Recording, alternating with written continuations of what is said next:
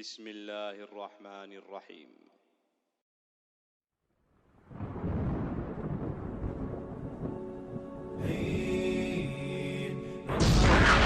سوف يعلمون أن نحن المسلمون القادمون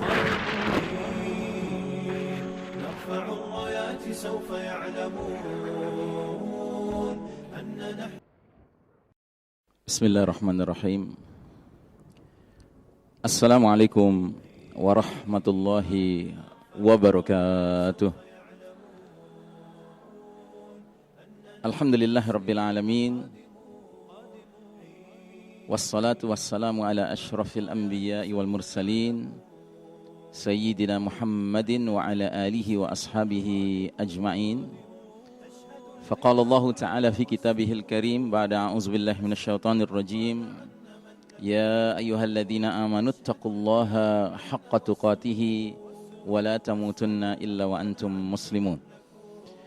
Hadirin kaum muslimin dan muslimat yang dirahmati Allah Subhanahu wa taala, alhamdulillah pagi hari ini dengan izin Allah kembali kita duduk di majelis ilmu di salah satu rumah Allah. Sebelumnya kita berharap kepada Allah semata, semoga majelis kita ini termasuk majelis yang diberkahi Allah. Semoga duduknya kita, menyimaknya kita di dalam majelis ini akan menambah hasanat, pahala kebaikan kita di hari berbangkit kelak nanti. Salawat salam sejahtera marilah kita doakan supaya senantiasa tercurah kepada manusia pilihan, Imamul Muttaqin, pemimpin orang-orang bertakwa, Qaidil Mujahidin, panglima para mujahid yang sejati, Nabiullah Muhammad sallallahu alaihi wasallam wa ala alihi wa ashabihi ajma'in. Saudara sekalian rahimakumullah, kepada bapak-bapak yang masih di pinggir, sebenarnya saya sangat berharap bapak-bapak bisa di depan sini, Pak. Ya. Karena ar-rijalu qawwamuna 'alan nisa, laki-laki pemimpin bagi wanita, ya. Kecuali kalau bapak-bapak ingin disetarakan dengan wanita ya oke, ya kan. Cuma saya menganjurkan baik di depan sini masih banyak yang lowong nih Pak. Ya. Jadi jangan menggembung di sana, ke sebelah sini boleh bapak-bapak silahkan. Ya. Baik, saudara sekalian rahimakumullah, alhamdulillah kita melanjutkan sesuatu yang kita sudah sampaikan selama berbulan-bulan di tempat ini dengan jamaah yang kurang lebih serupa. Mungkin ada sedikit wajah yang berubah-ubah, yaitu kajian akhir zaman, ya. Dan kajian akhir zaman ini termasuk kajian yang sebenarnya sangat penting. Hanya saja tampaknya yang mau punya kepedulian terhadap kajian akhir zaman ini belum terlalu banyak, ya. Padahal ada sebuah hadis yang dari hadis ini kemudian sebahagian ulama memandang hadis ini menjelaskan hal yang terkait dengan kajian akhir zaman, ya. Hadis ini bisa Anda temukan di dalam kitab Al-Arba'in An-Nawawi, 40 hadis yang dikumpulkan oleh Imam An-Nawawi, yang mana hadis ini terdapat pada hadis nomor 2, ya. Sering disebut hadis Jibril. Saya yakin Anda sudah pernah mendengarnya. Yang menyampaikan, yang meriwayatkan adalah sahabat Umar bin Khattab radhiyallahu an. Beliau berkata, "Bainama julusun 'inda Rasulillah sallallahu alaihi wasallam." Ketika kami para sahabat sedang duduk bersama Rasul, tiba-tiba datanglah seorang laki-laki yang kami tidak kenal, ya. Pakaiannya putih bersih, rambutnya hitam legam, namun tidak ada atharus safar, tidak ada bekas-bekas perjalanan. Dan laki-laki ini langsung duduk di depan Nabi, dekat sekali, dan mengajukan pertanyaan-pertanyaan, ya. Pertanyaan pertama, mal Islam, apakah Islam? Ya. Nabi menjawab dengan menguraikan rukun Islam yang 5. Ya. Engkau berikrar syahadatain, salat 5 waktu sehari, puasa di bulan Ramadan, membayar zakat, dan pergi haji, man istata'a ilaihi sabila, bagi orang yang diberi kesanggupan untuk menempuhnya, menempuh perjalanannya. Terus kata laki-laki ini, sodakta, Anda benar. Sehingga Umar yang meriwayatkan hadis ini terheran-heran. Ini laki-laki bertanya, tapi ini laki-laki yang memberi penilaian pula. Kemudian pertanyaan yang kedua, mal iman, apakah iman itu? Nabi menguraikan rukun iman yang 6. Iman kepada Allah, para malaikatnya, kitab-kitabnya, rasul-rasulnya, hari akhir, dan iman kepada takdir, khairihi wa syarrihi. Takdir yang khair, yang baik, maupun takdir yang syar, yang buruk. Ya. Sodakta lagi kata laki-laki ini. Benar Anda kata laki-laki ini. Pertanyaan ketiga, mal ihsan. Apa itu ihsan? Nabi menjawab dengan satu kalimat. Ternyata kalimat ini definisi dari ihsan. Nabi bersabda, anta budallah ka'annaka tarahu fa illam takun tarahu fa innahu yarak. Engkau beribadah seolah-olah melihat Allah. Kalaupun engkau tidak melihat Allah, Allah melihatmu. Pertanyaan yang keempat, matas sa'ah, kapankah kiamat terjadi? Nabi menjawab, mal mas'ulu anha bi'a'lama minas sa'il. Orang yang ditanya tidak lebih tahu daripada orang yang bertanya. Tetapi dikejar terus sama laki-laki ini. Wa ma amaratiha, apa tanda-tanda kiamat sudah dekat? Di dalam hadis ini Nabi menjawab 2 tanda. Tanda pertama kata Nabi, bila mana seorang budak perempuan melahirkan majikannya, tuannya. Yang kedua, kiamat sudah dekat bila mana orang yang tidak beralas kaki, nyeker, telanjang dada, miskin, penggembala domba, berlomba membangun gedung-gedung tinggi. Terus laki-laki ini berdiri meninggalkan majelis. Ya. Nabi langsung menyuruh Umar bin Khattab mengejar laki-laki itu. Dan ingat ya, Umar bin Khattab ini laki-laki yang besar, kuat, besar. Ya. Dalam riwayat dikatakan kalau Umar itu naik kuda mau berperang, ya, kakinya itu hampir geser di tanah. Gitu, saking besarnya dia. Jadi kalau Umar itu berlari, 1 langkahnya 3 langkah kita. Dia kejar laki-laki itu. Tetapi kemudian dia kembali dan berkata, ya Rasulullah, sudah menghilang laki-laki itu. Maka Nabi bertanya kepada Umar, hai Umar, tahu kamu siapa laki-laki tadi? Allahu wa rasuluhu a'lam. Allah dan Rasulnya lah yang tahu. Kata Nabi, itu malaikat Jibril alaihissalam datang ke tengah-tengah kita mengajarkan din agama kepada umat ini. Subhanallah. Ya. Jadi sebagian ulama berdasarkan hadis ini menyimpulkan bahwa ajaran Islam yang sangat luas dan sangat dalam ini kalau mau diperas, ya, itu intinya ada 4. Ada yang berkaitan dengan pelajaran fikih ibadah, rukun Islam yang 5 itu, ya, tentang sholat, puasa, zakat, haji, ya.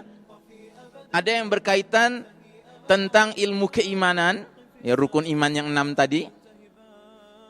Kemudian yang ketiga ada yang berkaitan dengan pelajaran ilmu mengenai kualitas amal kita, yaitu ihsan.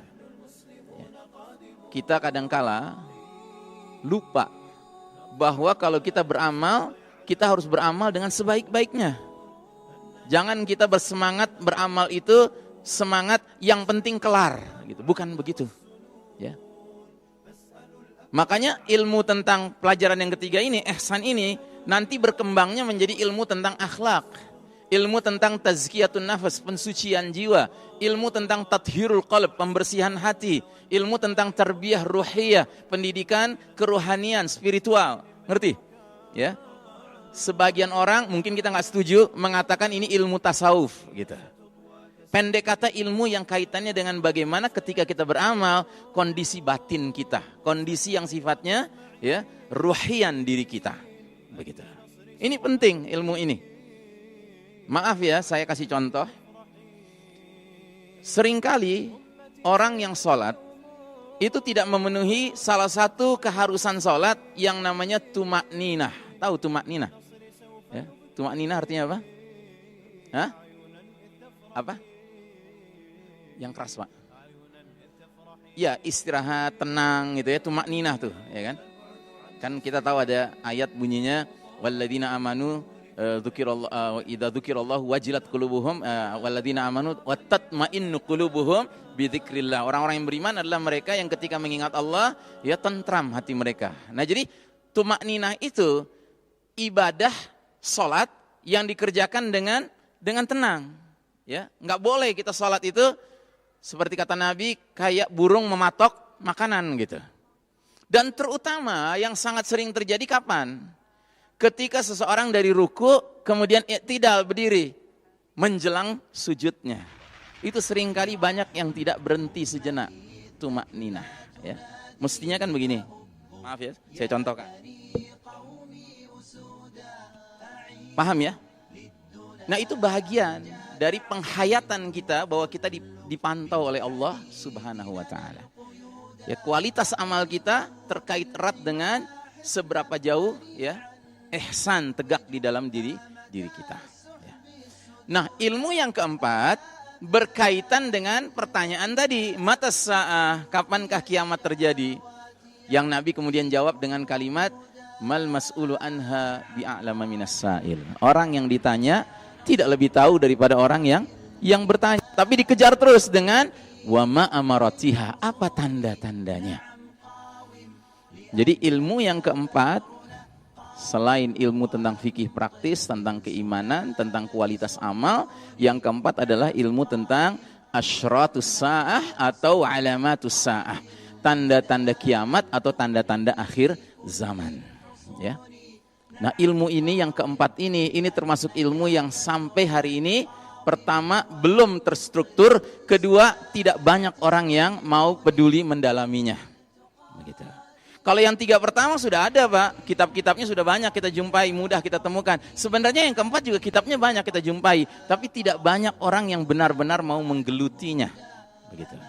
Karenanya saya sudah menyatakan terang-terangan bahwa semenjak tahun 2010 saya sudah melazimkan diri saya bila diundang berdakwah saya hanya mau membahas tema kajian akhir zaman. Bukan karena apa-apa, karena saya ingin fokus di sini. Dan saya izinkan kalau misalnya mau mengundang buat tema yang lain, silahkanlah. Ustadz yang lain banyak yang bisa membahas itu. Ya kan? Tetapi kami memandang ini tema yang sangat penting. Ya. Semakin kita dalami tema tentang akhir zaman ini, semakin kita mengerti kepentingannya. Apalagi dikaitkan dengan kondisi kita sekarang ini, Pak. Kita ini sekarang di persimpangan jalan, saudaraku rahimakumullah. Ya, persimpangan jalan antara berada di babak keempat dengan menuju ke babak kelima perjalanan sejarah umat Islam. Siapa yang masih ingat babak keempat namanya babak apa? Angkat tangan. Silakan, Pak. Mulkan Jabrian, ya, babak Mulkan Jabrian artinya ya penguasa-penguasa yang memaksakan kehendak. Ya, ini era kita sekarang, Pak, babak keempat ini. Era di mana para penguasanya memaksakan kehendak mereka yang berarti mengabaikan kehendak Allah dan Rasulnya. Ya. Sedangkan babak kelima namanya babak apa? Angkat tangan. Siapa yang tahu? Ya. Ya, babak kelima adalah babak khilafah ala minhajin nubuwah. Babak kekhalifahan yang mengikuti, yang sesuai dengan metode kenabian. Ya. Nah, jadi babak kelima itu adalah babak di mana umat Islam kembali dengan izin Allah berjaya. Ya. Tegak kembali kalimatullahiyal ulya, dan kita akan menyaksikan bahkan peristiwa demi peristiwa akhir zaman ini memasuki kelengkapannya, memasuki penuntasannya, begitu. Ya. Karena seperti yang sering saya sampaikan, bahwa babak keempat di mana kita hidup sekarang ini adalah babak yang paling kelam sepanjang sejarah umat Islam. Belum ada babak lebih kelam dari babak di mana kita hidup sekarang ini. Inilah babak di mana umat Islam sedang babak belur, ya. Itu realitas, Pak, ya, realitas, ya. Nah, jadi semakin kita mendalami apa yang bakal terjadi dalam persimpangan jalan babak keempat ke babak kelima, kita semakin memiliki grand knowledge of grand design. Ya, kita memiliki pengetahuan tentang desain besar yang Allah sudah sediakan buat kita. Dan setelah kita tahu petanya kayak apa, roadmapnya kayak apa, sisanya tinggal terserah kita.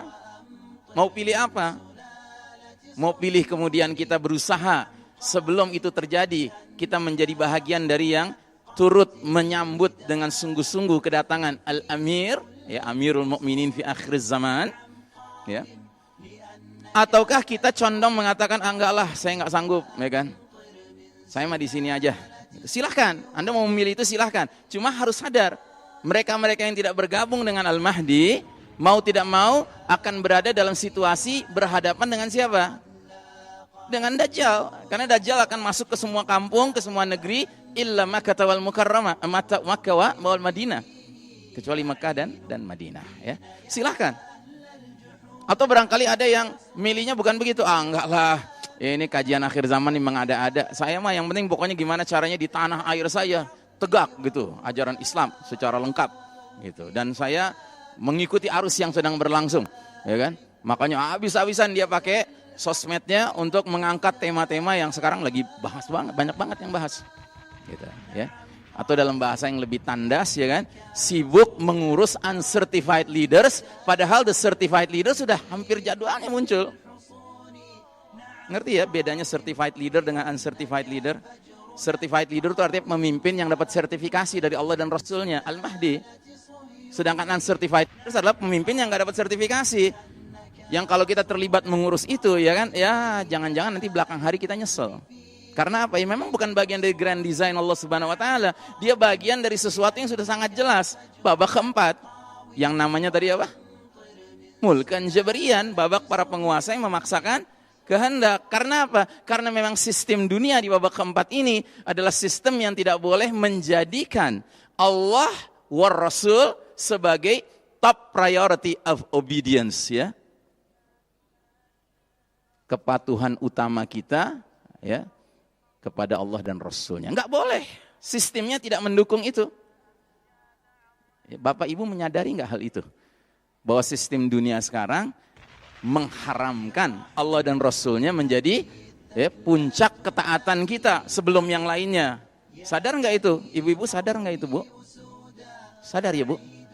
Kalau ibu sadar, alhamdulillah. Tetapi setelah sadar mau apa? Ya, kita harus bersikap yang baik dan benar. Ya. Baik, saudaraku rahimakumullah, kita lanjutkan. Karenanya, kita hari ini akan membahas tentang kronologi 10 tanda besar. Istilahnya asyra ayat. Asyra artinya 10, ayat artinya tanda-tanda, dan maksudnya tanda-tanda kiamat, khususnya tanda-tanda besar kiamat. Ya. Para ulama kita alhamdulillah telah mengklasifikasi asyratus sa'ah atau alamatus sa'ah atau tanda-tanda akhir zaman, tanda-tanda kiamat ke dalam 2 kategori besar. Ada yang disebut alamatus sughra, tanda-tanda kecil, dan ada yang disebut alamatul kubra, tanda-tanda besar. Tanda-tanda kecil jumlahnya sangat banyak dan umumnya datang lebih dahulu. Kalau tanda-tanda besar jumlahnya cuma 10, datang belakangan ketika kiamat sudah hampir dekat terjadi, berlangsung. Ya. Nah, siapa di antara jamaah di sini yang tahu tanda kecil kiamat yang paling pertama itu peristiwa apa? Yang sudah dengar pertanyaan ini jangan jawab ya. Masya Allah Ta'ala. Ibu bilang apa tadi? Hah? Gempa yang mana, Bu? Gempa kan banyak, Bu. Sedangkan saya nanya satu peristiwa. Hah? Nggak dengar, Bu. Coba angkat tangan, Bu, yang mana, Bu? Siapa yang mau jawab? Angkat tangan dong biar tertib. Nggak ada. Ya, silakan, Bu. Nggak, yang keras, Bu. Iya, Bu, gerhana matahari, gerhana bulan jumlahnya banyak, Bu. Yang mana, Bu? Ya kan? Terakhir ibu-ibu, ya silakan, Bu. Nggak kedengeran. Masya Allah, sama dengan Bapak ini. Tadi Bapak bilang apa? Kelahiran Nabi Muhammad SAW. Sebagian ulama mengatakan diutusnya Nabi Muhammad SAW. Sebagian ulama mengatakan wafatnya Nabi Muhammad SAW. Yang jelas, tanda kecil kiamat yang paling pertama berkaitan dengan Nabi Muhammad SAW. Kenapa? Karena Nabi kita di dalam surat Al-Ahzab dijuluki oleh Allah dengan julukan Khataman Nabiyyin, penutup rangkaian para nabi. Ya, artinya setelah beliau nggak ada lagi nabi yang diutus, apalagi membawa syariat baru. Ya. Dan karena itu pula Nabi kita sering dijuluki Nabi akhir zaman. Apa maknanya Nabi kita Nabi akhir zaman? Maknanya begitu beliau hadir ke dunia ini, ya, maka dunia ini memasuki lembaran akhir zaman. Ya. Dan kita umat Nabi Muhammad SAW dijuluki umat akhir zaman. Ya, kenapa kita disebut umat akhir zaman? Because we are the last of mankind. Kita ini ujung terakhir perjalanan umat manusia. Sesudah kita nggak ada lagi umat manusia, Pak. Dunia ini berakhir. Jadi ibaratnya kalau ada sebuah buku tentang sejarah dunia dari awal sampai akhir, ya, maka bab terakhir judulnya Nabi Muhammad dan umatnya. Gitu judulnya. Tinggal beberapa lembar lagi dibaca buku itu, selesai, tamat buku itu. Jelas ya? Nah, jadi saudaraku rahimakumullah, setelah Nabi Muhammad sallallahu alaihi wasallam diutus sebagai tanda kecil kiamat yang paling pertama, maka setelah itu tanda-tanda kecil kiamat bermunculan, terus bermunculan dalam jumlah yang sangat banyak. Nanti saya akan berikan contoh-contohnya, ya. Secara umum, tanda-tanda kecil itu datang terlebih dahulu, berbeda dengan tanda besar datang belakangan. Walaupun ada juga tanda kecil yang datang belakangan. Misalnya apa? Misalnya zuhur al-Mahdi, hadirnya al-Mahdi, seorang laki-laki yang ditunjuk Allah untuk menjadi Amirul Mukminin fi akhir zaman, pemimpinnya orang beriman di akhir zaman, ya. Kemunculan al-Mahdi adalah ketika tanda-tanda besar sudah mulai bermunculan. Tetapi al-Mahdi bukan tanda besar, dia tanda kecil, ya. Apalagi tanda kecil yang lebih di ujung lagi, ya. Dia munculnya ketika 9 tanda besar sudah muncul, tinggal 1 belum muncul tanda besar, tiba-tiba tanda kecil ini muncul. Apa itu? Angin lembut berhembus, lebih lembut dari sutra, kayak angin AC, ya, atau kalau kata anak saya angin Bandung, ya kan? Karena kita tinggal di Depok, gerah, ya. Di sini angin Bandung kan Masya Allah, ya. Adem gitu ya, sejuk gitu, ya. Jadi angin lembut, aromanya wangi kata Nabi, kayak kesturi, kayak misik, ya. Tugas angin itu mewafatkan orang-orang beriman semuanya. Sampai yang imannya tinggal seberat biji sawi sekalipun, seberat biji zarrah, asalkan ada imannya, dengan angin ini akan diwafatkan baik-baik, ya. Sehingga kata Nabi kita, yang tinggal, yang tersisa, yang masih hidup adalah syirarin nas. Manusia-manusia yang paling buruk, manusia-manusia yang paling jahat. Orang-orang kafir 24 karat, ya, mereka akan melakukan aneka kemungkaran sampai ke derajat yang Allah akan datangkan, ya, as-saah, kiamat menimpa mereka, ya. Masya Allah. Jadi Allah sayang sama kita orang beriman. Kalau masih ada orang beriman di muka bumi ini, sekalipun imannya tinggal seberat biji sawi, Allah tidak akan perintahkan malaikat Israfil meniupkan sangkakala sebagai tanda kiamat dimulai, karena masih ada orang beriman, ya. Makanya kita harus jaga Pak iman kita, ya.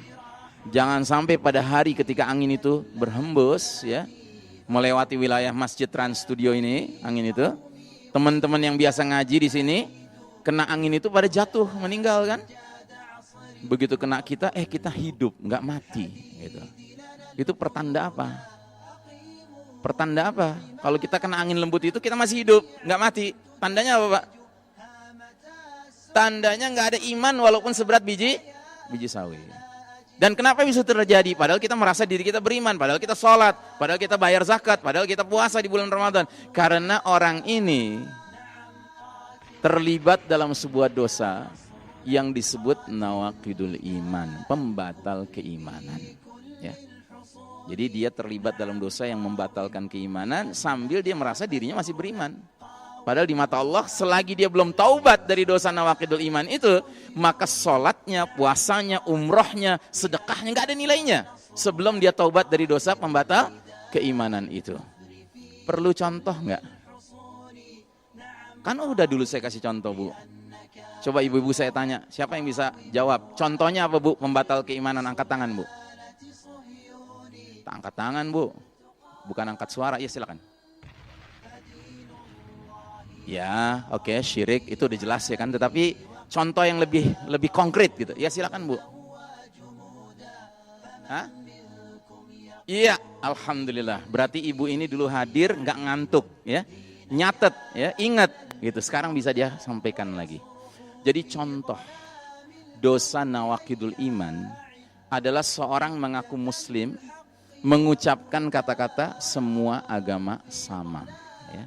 Semua agama baik, semua agama benar, ya. Ini cukup menyebabkan dirinya terjerumus dalam dosa yang namanya nawaqidul iman, pembatal keimanan.